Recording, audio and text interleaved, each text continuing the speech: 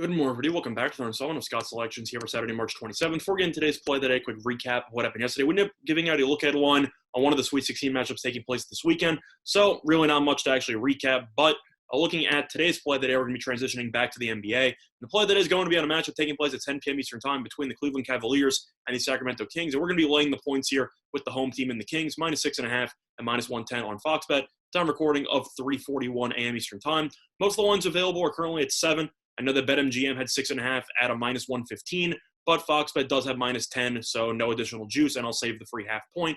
But looking at why the Kings are favored and why I like the Kings in the spot, first of all, the Cavs have been awful on the road this season. Cavs are 17-28 overall, 6-16 on the road. Meanwhile, the Kings are 20-25 and 11-12 at home.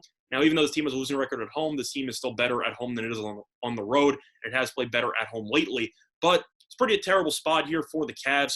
Cavs ended up playing yesterday against the Lakers. Now, the Lakers, of course, no AD, no LeBron. Team has gotten embarrassed repeatedly, and yet the Lakers were still able to beat the Cavs yesterday by 14 points. So Cleveland only scored 86 points in that game and lost. Now plays a back-to-back against Sacramento, who's been surging lately, and I think that that's a pretty bad spot. Sacramento has won 5 of its last 6 games, and it all happened ever since Bagley got injured, because they ended up moving Halliburton into the starting lineup, and Halliburton, of course, has been great all season long. The starting lineup with this newer, smaller, I'd say more versatile lineup, Sacramento has definitely thrived, moving Barnes to the 4 and then moving Holmes as pretty much the primary center. And this team really has just taken off ever since. Teams kind of closing in on a potential spot in the play-in tournament. Sacramento's kind of surging right now, and Cleveland has been playing some terrible basketball. It could potentially have to overcome some fatigue because of the fact it played yesterday against the Lakers. But these teams actually did play a little while ago. These teams played on March 22nd, and Sacramento went into Cleveland and won that game by 14 points. And now the spread in this one is 6.5, which I do think is a little bit too low. Now, looking at some other factors here, these teams are really just different offensively. Sacramento ranks 10th in offensive efficiency according to the Hollinger rankings on ESPN, and Cleveland ranks dead last. So Cleveland has the worst offense in the entire league. And the offense might be a little bit worse because of the fact that Colin Sexton, who is Cleveland's best player, has not played the last 2 games with a hamstring injury. He was rumored to be a game-time decision yesterday, ended up not going.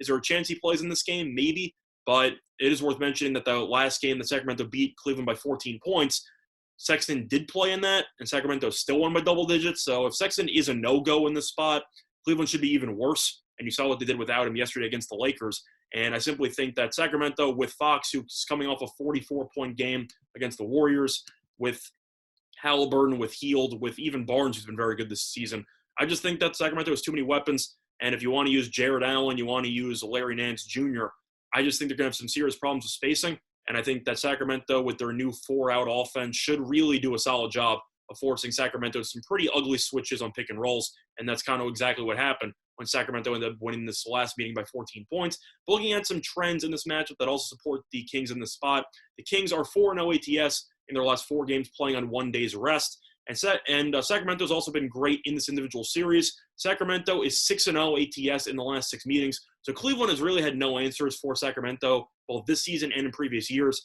And I don't really expect much of that to change, especially with the Cavaliers being shorthanded.